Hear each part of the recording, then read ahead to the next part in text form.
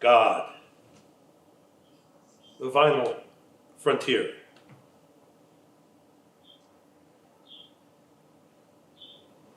I was contemplating earlier what I was going to speak about tonight on this elusive subject.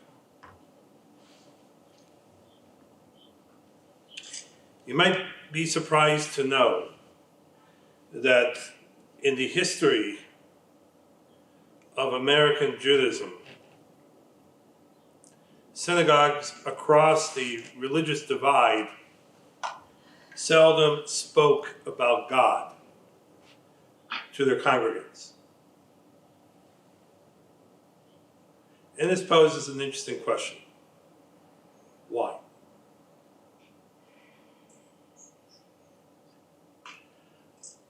I suspect that it has a lot to do with the problem of ambivalence.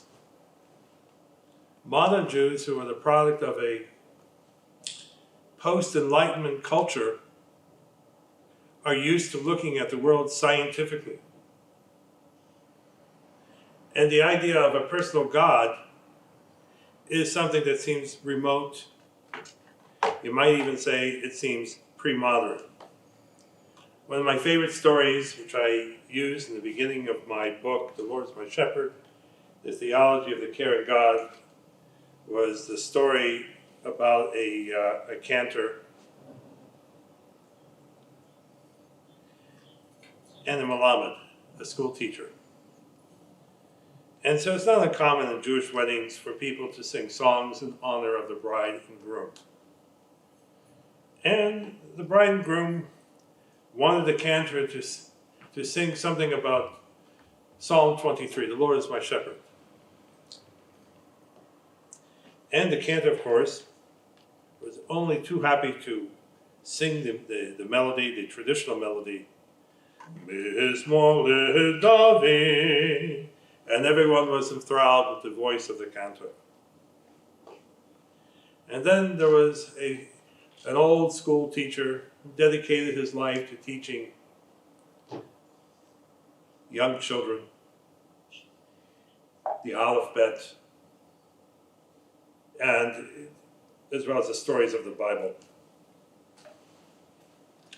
So he asked if he could sing the 23rd Psalm.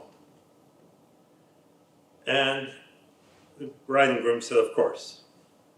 But when he chanted Psalm 23, it was very easy for people to detect a resonance in the school teacher's voice that they did not detect in the cantor's.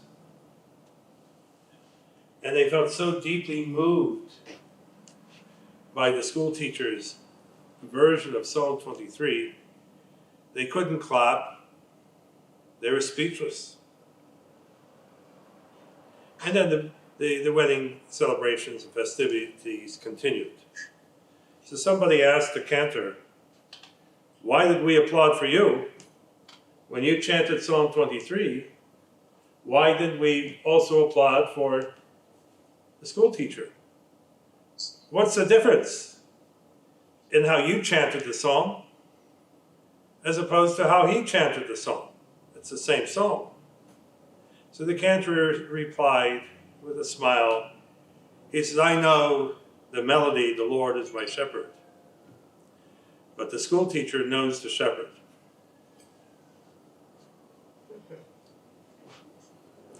There's a similar story said about Gershon Shalom. And Gershon Shalom was a famous Jewish scholar who dedicated his life to the study of Kabbalah. And he wrote many fascinating books about the Kabbalah. So on one occasion he decided he was going to have a real-life Kabbalist speak to his class. And he wanted them to have a different kind of experience, a different point of view.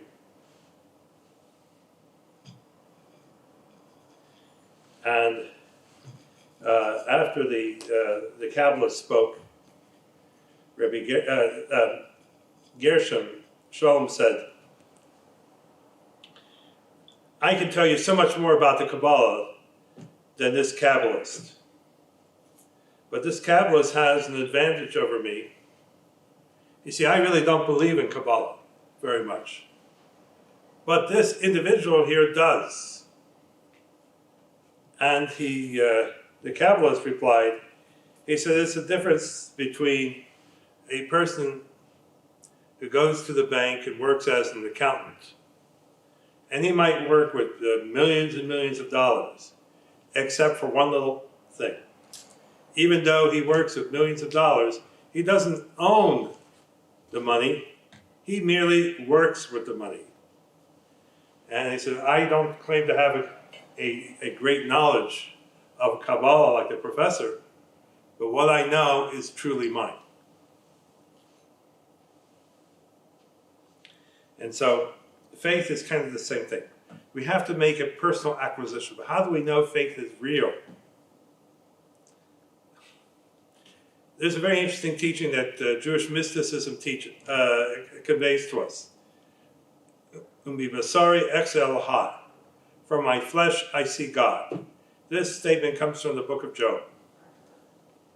And it's when Job is able to see God within himself, he's able to understand what God is.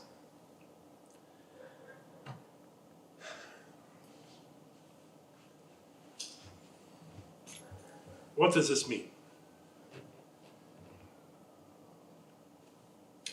I don't mean to pause. I'm just trying to find the right words to express over here. My soul is something I am aware of 24/7. Each of us is aware of the fact that we are alive.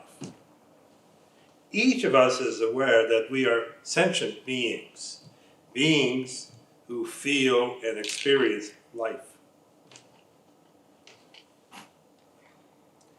And just as the soul animates my body and enables me to see, and enables me to hear and taste and experience the world in a multiplicity of ways, God, according to Jewish tradition, is the soul of the world. And when we look at the world of creation, and when we look at how small we are in the totality of astronomical forces and entities, we're really quite small. You know, scientists and physicists often speak about the Goldilocks effect. Just how remarkable is our life? And that's an important question we must ask. Paul Davies is one of my favorite astrophysicists. And he talks a lot about the miracle of human biology and biology in general.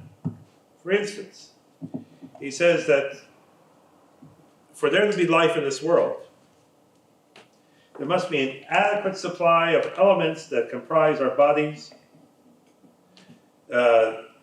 elements such as carbon, oxygen, hydrogen, phosphorus, and calcium. There must be little risk of contamination by other poisonous chemicals that would be found in an atmosphere containing methane or ammonia. The climatic temperature must remain within a narrow range of 5 to 40 degrees Celsius. If there is a 2% of the temperature range within the solar system as a whole, a stable supply of free energy must exist, which in our case is provided by the sun. A protective screen must exist to filter out the sun's harmful ultraviolet rays. In our case, the screen is provided by a layer of ozone in the upper atmosphere. There has to be a magnetic field to prevent cosmic and subatomic radiation. And were the Earth's circular orbit 3% variance, like the elliptical orbit of Mars, which is, well, what would happen is either our planet would freeze or it would burn. descendants.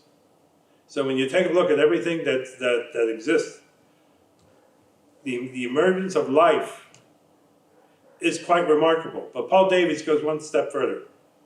He says that's not the real miracle here. What is the real miracle? Is the fact that we can understand it. The fact that we can ask questions about who we are, how did we come into this world, why do we exist? Life that is capable of being self-reflective of itself is truly the Big Bang within the Big Bang. That life should exist on a planet may not be so miraculous. Perhaps we'll discover life on Mars, or Venus, or Titan, or Europa, or Callisto, or many of the other moons of Saturn and Jupiter. But that life is capable of probing the mysteries of the universe, this suggests very, very, very likely that there is a creator and that God created the world. And so, concept of creation, according to Jewish tradition, is something that is continuous. It is something that happens all the time. And the interesting thing is that we believe that God is the power, is the reality that brings all reality into being. I was watching a very interesting program. Are there other worlds, parallel worlds to our own? Could there be a multiverse? What do you think?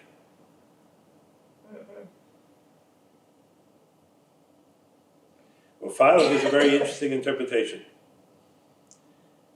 And so does the Midrash. The Midrash says, for example,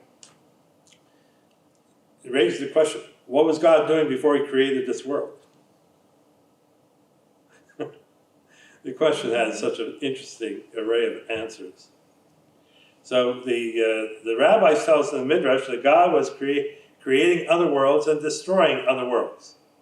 So this might suggest that our planet is a science project of God. God created this world. In all likelihood, God will continue to create other worlds. And the question is, did God create the entire universe just for this world right here?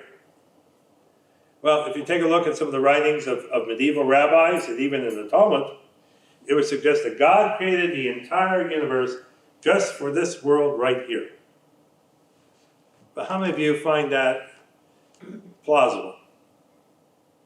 You know what Carl Sagan said about that? A great scientist said that if this is all there is to the universe, and we are the only life form, then the universe is truly a waste of space. And there's something comical about that.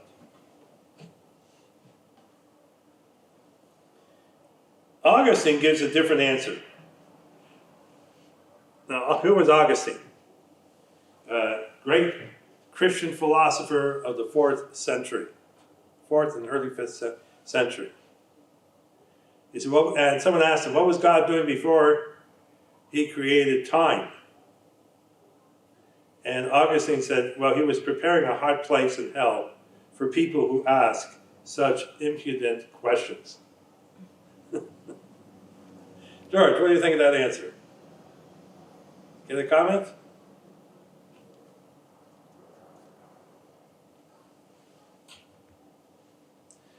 Now, what does Philo say? Philo agrees more with the rabbis.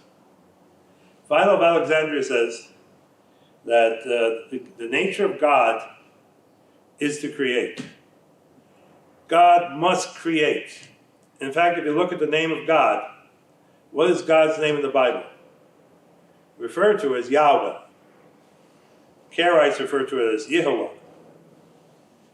I trust Karaite tradition because the pronunciation of the Torah that we have is because of the Karaites. The Karaites are the ones who maintain the tradition of vocalization of the Hebrew words.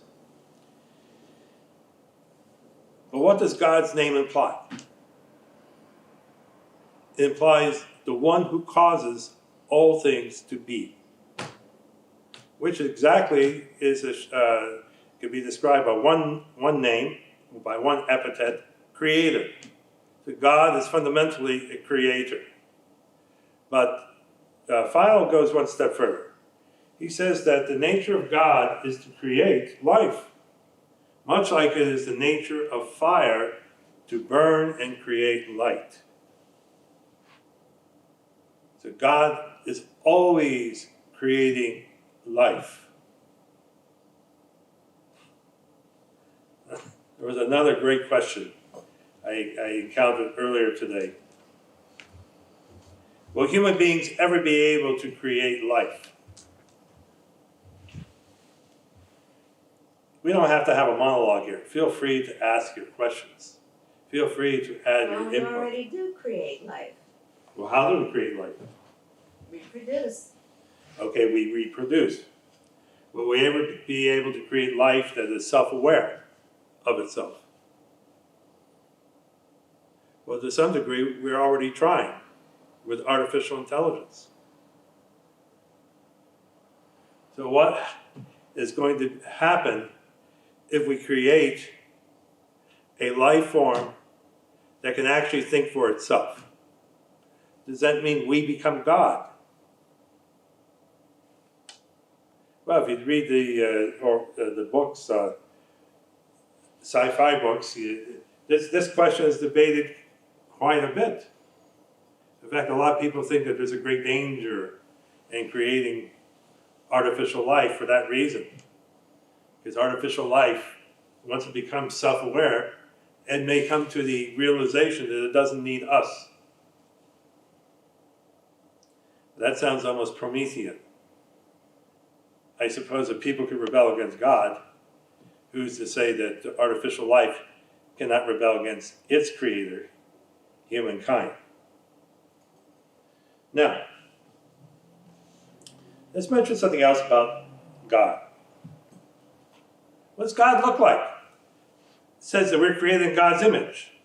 But there was a great pre-Socratic philosopher by the name of Xenophanes, who said that if horses could imagine or speak about God, how would horses imagine God? How many of you have ever seen Mr. Ed? Do you know who Mr. Ed is? Yeah. Oh, horse is a horse, of course, of course. In other words, we create God in our image. So if you're a horse, you're probably going to imagine God as looking like a great stallion.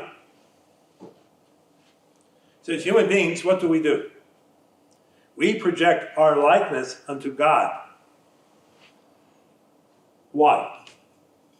Because it's much easier for us to imagine a God who resembles ourselves. Of course. But does God really resemble human beings? Well, this is why paganism is forbidden in Torah. Because we're not allowed to make pictorial representations of God. And Maimonides goes one step further. What does Maimonides say? He says not only are we not allowed to make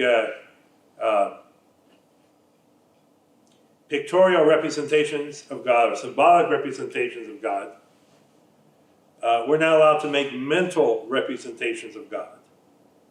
In other words, that God must always be greater than our ability to imagine what God is. Well, when Romans entered Jerusalem, they were expecting to discover in the Holy of Holies images of God. But what did they discover as they entered into the Holy of Holies? Well, what they discovered completely wigged them out. They discovered an empty room. And if you take a look at the writings of many of the great Roman thinkers of the first 2 centuries, they were convinced that Jews were atheists because they imagined that gods resembled human beings.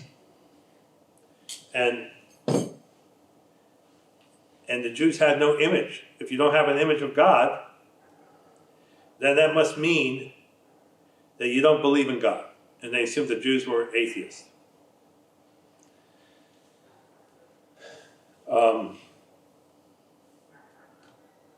And yet we find something very interesting throughout the Bible, is that even though we're told we're not allowed to have graven images of God, nevertheless human beings attempt to describe God in human terms.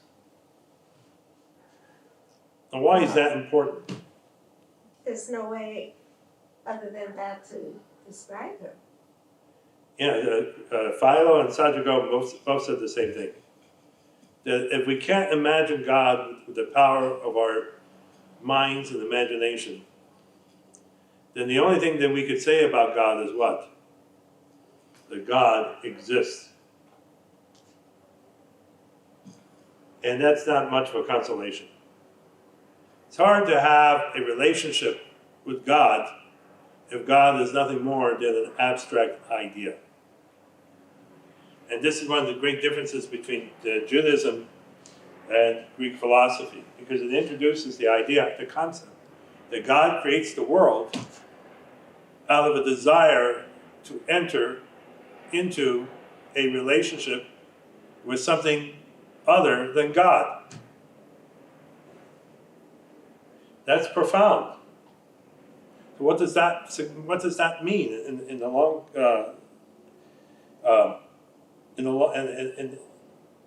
in terms of how we perceive the world? That the nature of reality is relational. We exist in relationship towards one another. God created the world and endowed it with the capacity for it to think for itself. And this tells us that God creates the possibility of freedom. Now, if God did not have to give us freedom, we could have been automatons. We could be very, very mechanical. Interesting question. Are there other life forms in the universe that are purely mechanical? That's the stuff of science fiction and comic books. It surprises me to see the kind of stories that continue to populate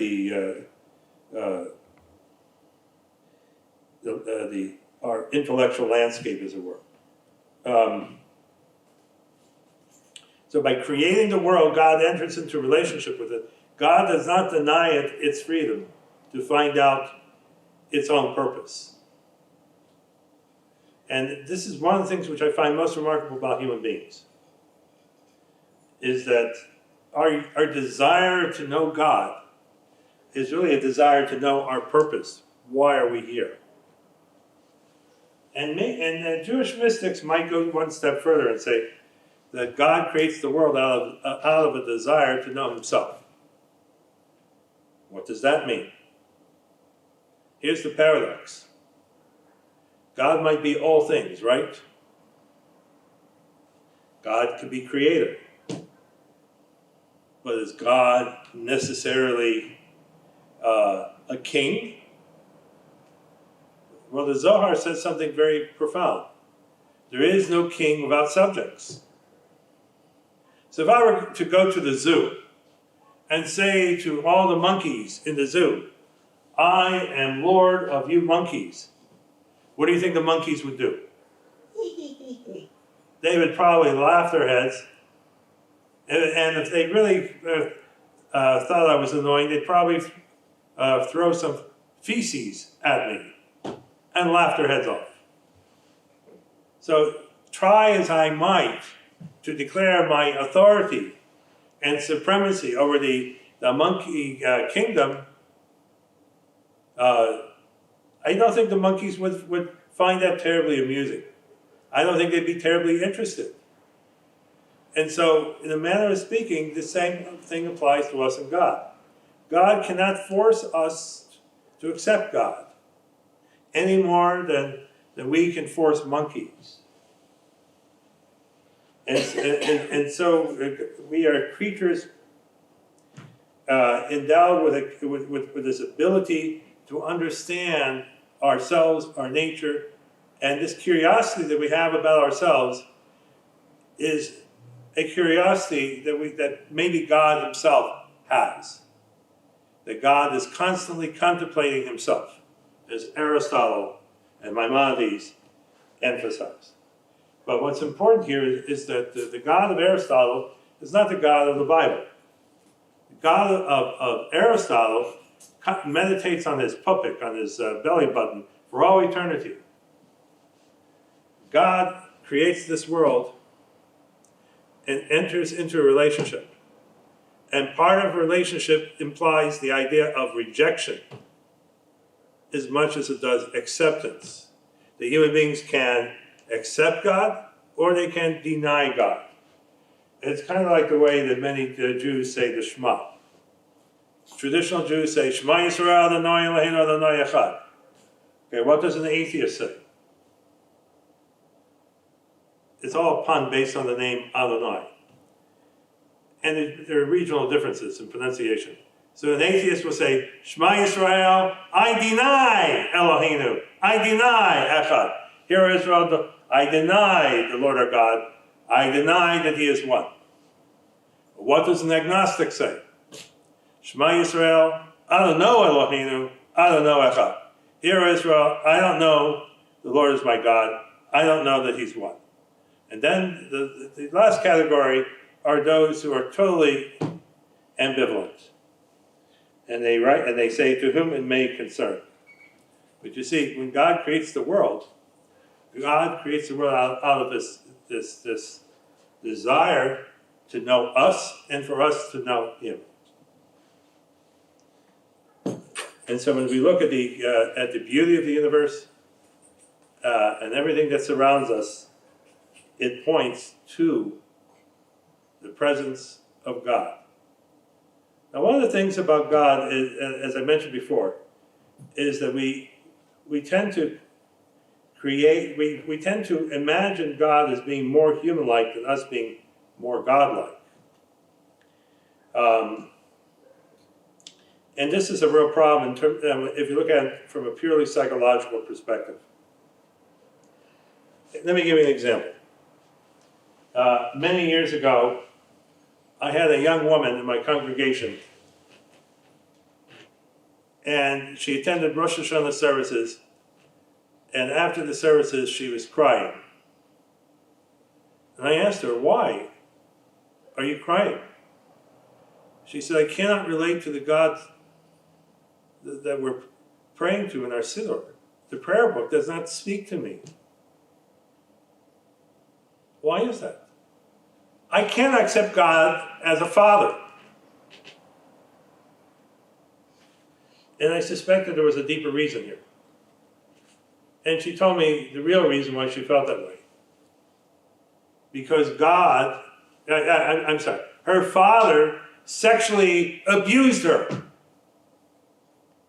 And so when a person has a terrible experience with a father, and they come across image of God as father, there's going to be a profound spiritual disconnect.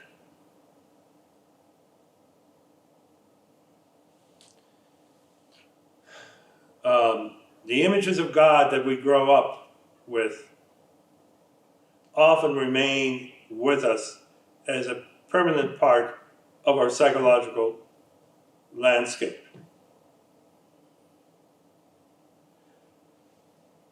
And very often we imagine God as a God that answers our prayer and gives us what we want when we want. But this often leads people to thinking or equating God with Santa Claus. And we think that prayer or attending high holiday services is a way to get what we want for the new year.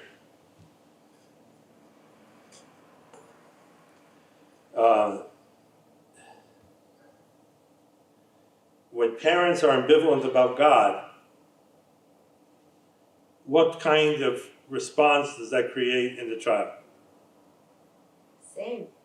Same kind of response. It's called mirroring. Now, when rabbis can't talk about God, what does that tell us about that? How do we interpret that? What does that mean?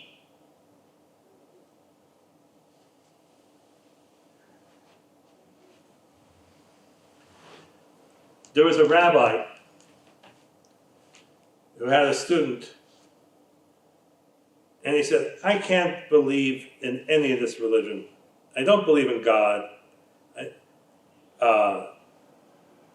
Why should I even bother going to synagogue if I can't relate to God? If I can't believe in God? So, what did the rabbi tell him? He says, I don't know whether I believe in God, he says, but that doesn't mean you can't be a good Jew. And that takes us to a very interesting concept which actually can be found in the Jerusalem Talmud. The rabbis imagined God saying to the Jewish people, forget about me for a change, follow my mitzvot. You don't have to believe in me. So the question is, can a person be an observant Jew and be very ambivalent or even agnostic about his faith in God? Yes. What do you say, George?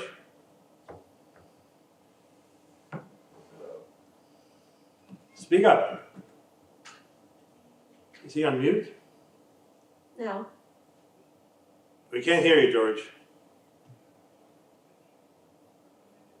No, you're silent.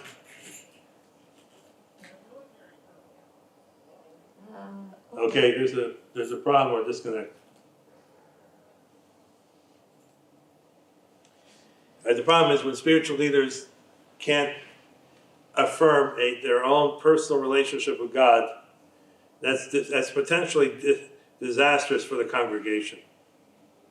And at the very least, if a rabbi is not sure how he feels about God, he should at least be honest enough to say, I want to believe in God, but don't think that my faith is not without question. Hey, George, try again. Hello? Okay, George, what do you say? Hello? Yeah, speak up, George. Oh, I was just saying that I was reading about that in the book that you gave me, and Maimonides explains that that maybe in the beginning you do the mitzvot as a repetitive thing, but once you really understand God philosophically, like deep, then all the mitzvot makes sense in a way. I believe that if you just do it mechanically, it kind of defeats the purpose of the mitzvot. There's a reason why they're there. Some of them kind of don't make sense, but there is always an explanation, and it's not a literal understanding. It's just something deeper. And to me, like I every time I wash my hands, do certain things like that, it just reminds me to be apart from my inner animal, my desires. So if you just do it mechanically, I think it would defeat the purpose. Okay, Arlene, can you? My image keeps on disappearing. Yeah, I don't know why. All right, maybe I'm trying to be too godlike tonight. There you go. All right, let's go back over here. Let's look at this from a different perspective.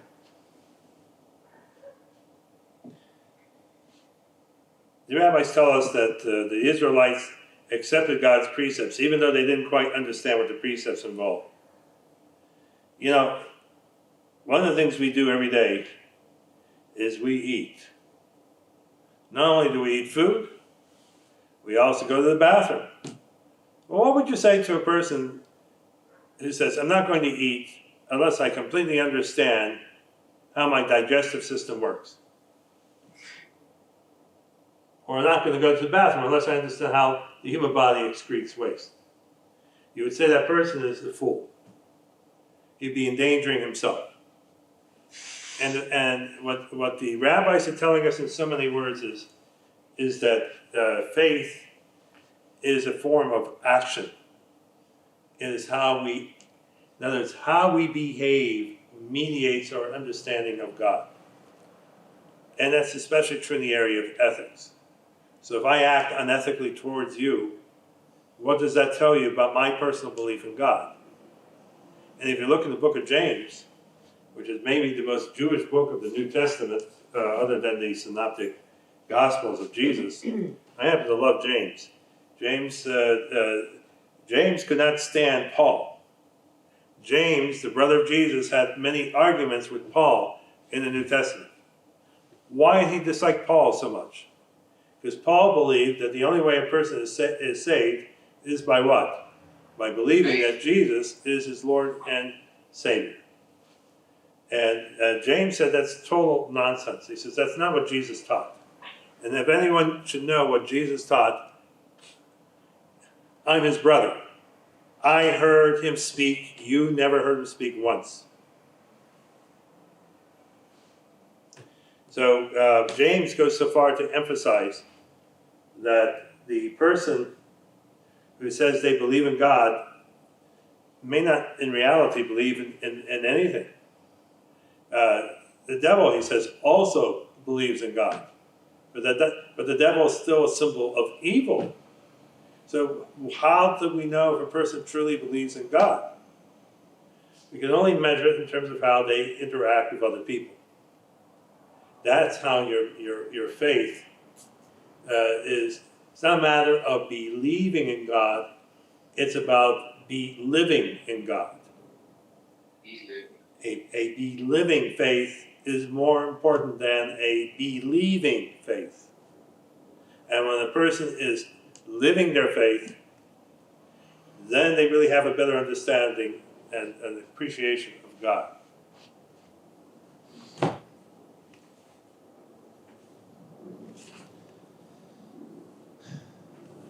Going back to dysfunctional images, and it's so easy for us to have dysfunctional images of God because, frankly, religion exploits a lot of people. There's a lot of cruelty that takes place in the name of religion. All you have to read is Bertrand Russell's book, Why I Am Not a Christian. There was a book that a Christian scholar wrote many years ago called Your God is Too Small. And a couple of rabbis came up with a similar book called Stupid Ways and Smart Ways to Think About God. And so the Christian scholar wrote about the danger of sadistic images of God.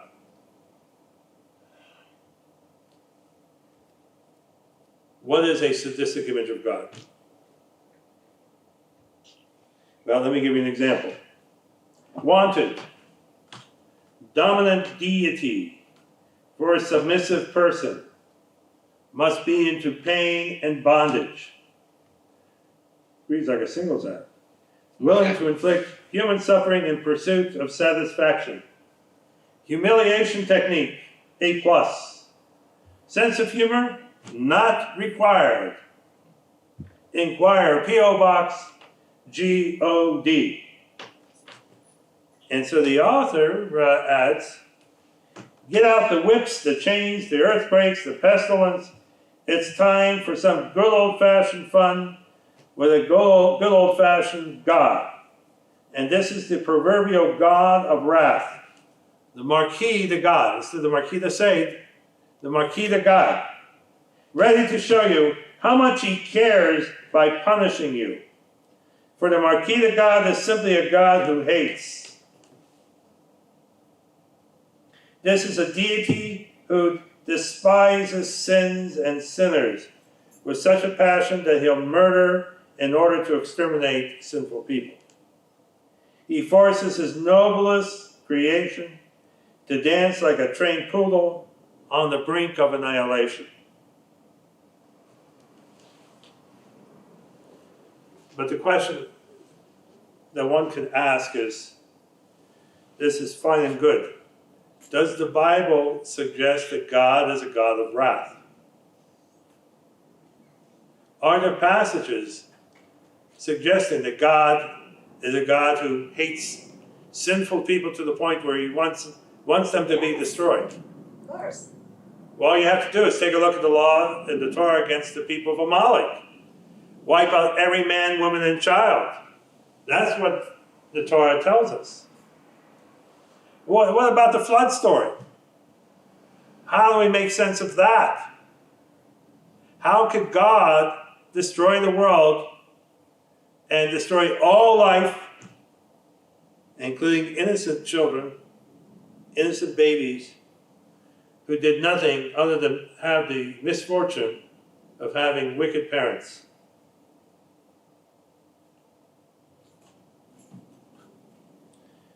And from a modern perspective, there are rabbis today that would argue that God punished the Jewish people with a Holocaust because many Jews in Europe stopped obeying Jewish tradition. They stopped obeying the dietary laws. Now, what's the problem with that interpretation? Well, if you take a look at the majority of people killed, were they Reformed Jews? No. They happen to be Orthodox Jews. So the logic of that interpretation does not make much sense.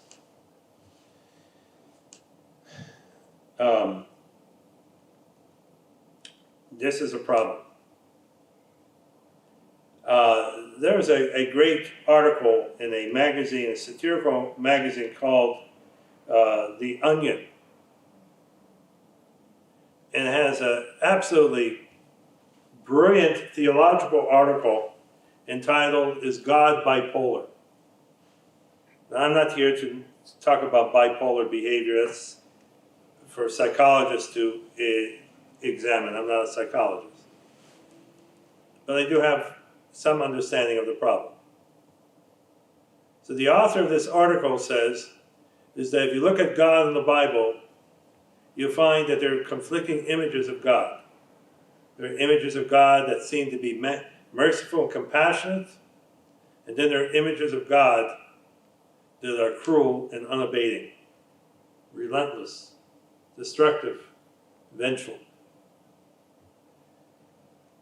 Remember, I have an idea about that, because if we're made in God's image and we tend to have both emotions, both happiness and anger, maybe that's a reflective of God's nature, that sometimes he can be angry, but he can also be loving. It's the same as most of us, or all of us, should I say. Okay, I guess the question I would ask is, does God ever get out of control with his anger? And if you look at the story of the flood, what does God tell Noah? Noah offers him a sacrifice in chapter 10 of Genesis, and God smells the sacrifice and he says, I don't think I'm going to destroy the world again. Because human beings are sometimes incorrigible, and they choose to do the wrong things. Here's the problem. Neither of these answers are adequate. What can we say, however, is this. And this is a Maimonidean answer. Maimonides grappled with questions like this. Philo of Alexandria did as well. Abraham, Ibn Ezra, also arrived at the same conclusion.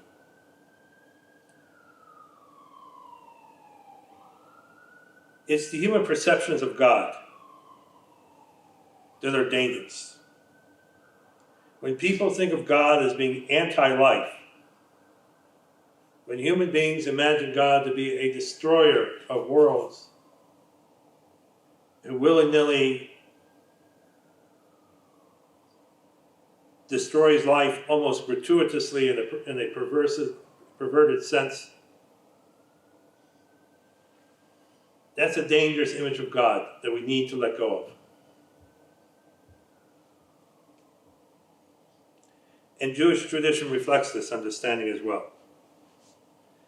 If you look at the teachings of the rabbis, and you find this teaching also to some degree in Christian tradition, as well as Islamic tradition, the notion is imitatio Deo, imitating God's ways. What exactly does that mean? Just as God is compassionate, you must be compassionate. Just as God buries the dead, so must you bury the dead. Just as God is gracious and forgiving, you must be gracious and forgiving. So the rabbis tell us something very interesting here. When we imitate God, we only imitate God's positive characteristics. Why is that? Because the rabbis were fearful what might happen if human beings started imitating God's dark side, as it were.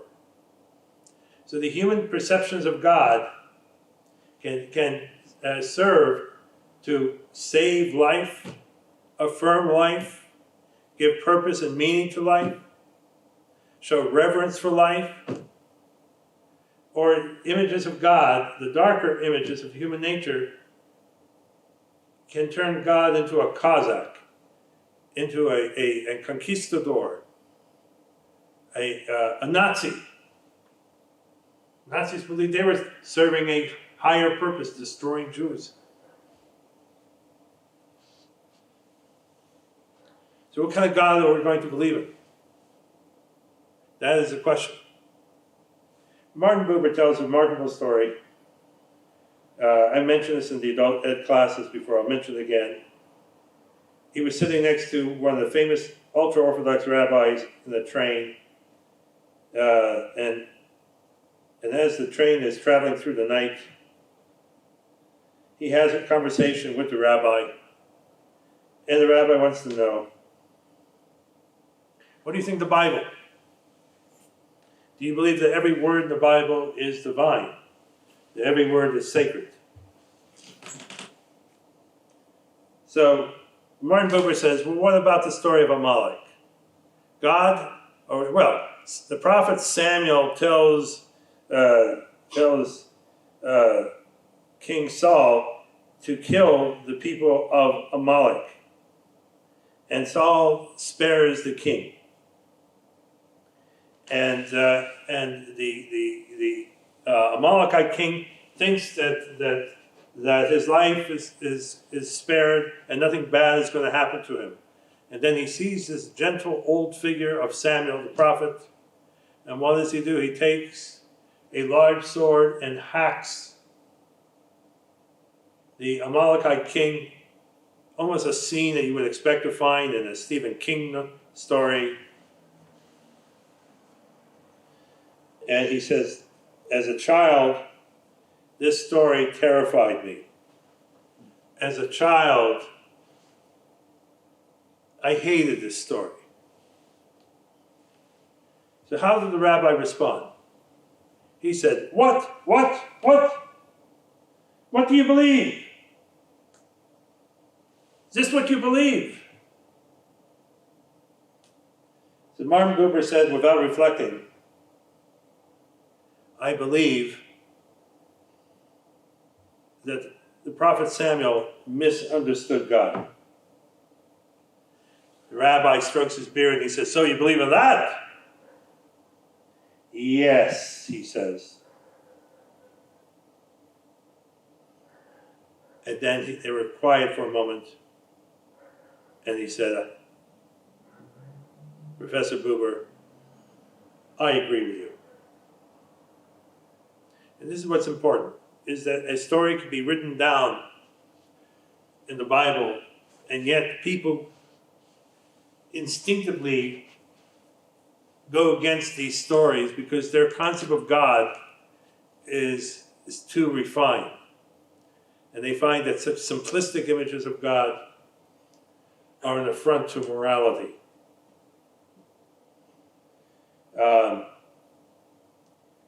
There was an incident in India that happened the other day. somebody said made a comment that was uncomplimentary to Muhammad the Prophet. So the Al-Qaeda and ISIS threaten to attack people in India. Okay, so what did the Indian government do? They forced the speaker to apologize for what he said. And the Indian commentator said, that's the proper response. But where was the Muslim community internationally? Why didn't they condemn the Al-Qaeda group for threatening to bring destruction to millions of Hindus, even though they were not responsible for what one person said? What does that say about these people's faith? And so you see, Judaism teaches us that we have to respect God by valuing life itself. Now,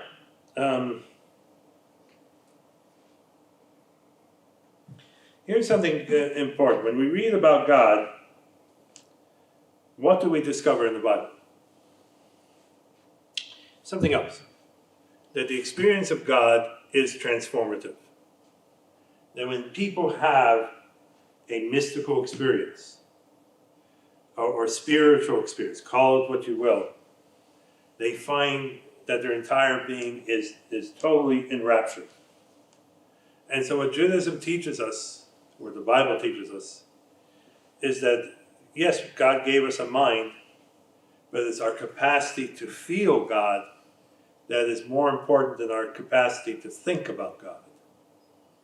Because I could think about God in the abstract, but if I experience the fullness of God in song, in celebration, that has a much different kind of effect on the human personality. And so the notion of God is a living God. God is described as having personality, sentience, looking for relationship. Abraham Joshua Heschel, one of the great theologians of the 20th century, who I had the opportunity to meet when I was about 16 years old. He wrote a book that really had a great impact on my life. It was called God in Search of Man. And so the interesting story here is, if you look at the Garden of Eden, what happens when Adam and Eve run away from God?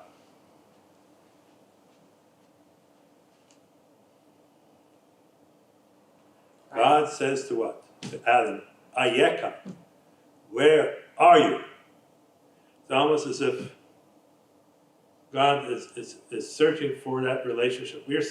God is searching for us, but in the manner of speaking, we are also searching for God. And it is the Psalms and the prophetic writings bear witness to this encounter of God that moves people to experience God is my rock, God is my shepherd. Now, when we say that God is my rock, what do we mean here? Thomas Aquinas actually asked that question. Are we saying that God is like a pet rock? No. Now, you may recall that back in the 1960s and 70s, people used to have a pet rock. You know what a pet rock is? Mm-hmm. It's a painted rock that you put on your stove or table, and you don't have to feed it. All you have to do is just simply look at it. So when we say God is my rock, we're saying that God is like a rock. Now, we're speaking the language of metaphor here. And so the significance is that just as a rock is stable, so too is God is stable. That's our belief. And here's the amazing thing is that the biblical writers had the audacity, had the chutzpah to say that God belongs to them. That to me is very, very important, because we all need a personal relationship with the divine. Now, how do we find that relationship? Well, when you wake up in the morning, how do you react to waking up for the first time?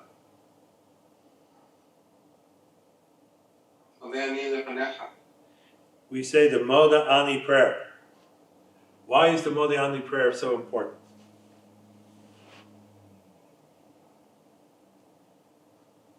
Well, you're giving God Playing chill super mix on YouTube.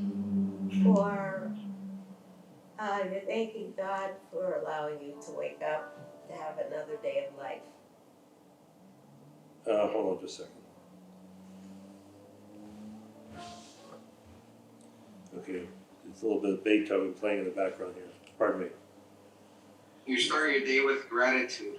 You start the day with an attitude of gratitude. And maybe that's the most important thing, is that when you realize that your day is a gift, you can learn to celebrate that day by doing special things.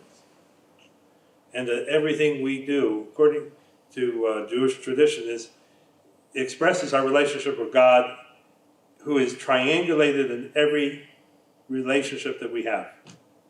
So the way we relate to our pets, for example, could be very, very spiritual. When my cat looks at me, I feel as if she's communicating something profound and something very deep. When we wake up next to the people who care about us, then we realize just how fortunate we are, and that life ultimately is a gift. All right, I'll take some questions on the subject matter for tonight. Any thoughts?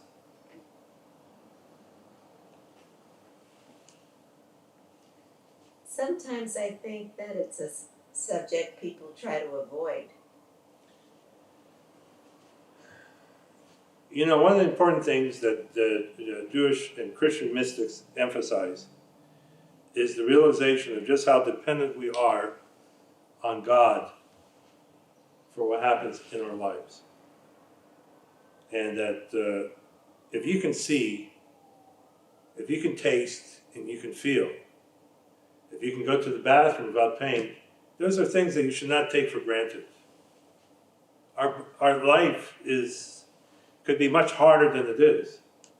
We could very easily have been born in some of the poorest parts of the world. Why is it that we're born in this part of the world where we have some of the best weather in San Diego that the country has? What is that all about? And so developing a spiritual orientation to our purpose here, and looking at your life as a great spiritual adventure, where God put you in this world to discover who you are and what it is that we must accomplish in this world, that can give us purpose and meaning. So for me, when I think about God, God is the power that gives my life purpose and meaning. God is the creator of life, and I must strive to be a creator of life. And so when we think about all the positive attributes of God, we have to realize also that in human experience, there's light and darkness in every human being. Likewise, there are also dark perceptions of how people perceive God, which I think could be potentially dangerous. There's a great sentence here. I just want to mention this. This came from Alfred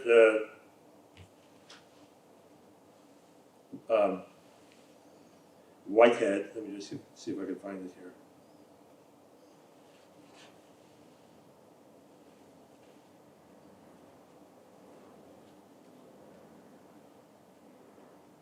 Give me just a moment. Oh, here it is. Religion is the transition from God the void to God the enemy, from God the enemy to God the companion. And what Alfred North Whitehead was saying here is that our experience of God can go through many changes and permutations in the course of a life. There are times when we may feel that God is our enemy, out to get us. And then there are times when we don't think about God at all. And then we come to the realization that God isn't what we thought God was, a void or even an enemy, that we come to recognize that God is our ultimate companion. And Abraham Isaac Cook said that all the ideological arguments among people and all the inner conflicts that every individual suffers in the world is related by a confused concept of God. And we must cleanse our thoughts about God to make sure that they're free of dross, of deceptive fantasies, of groundless fear, of evil inclinations, of wants and inadequacies. Faith in God ultimately must enhance human happiness. When the duty to honor God is conceived of in an enlightened manner, it raises human worth and the worth of all creatures, filling them with a largeness of spirit combined with genuine humility. It's about teaching, as Albert Schweitzer says, God's creation with a reverence towards life.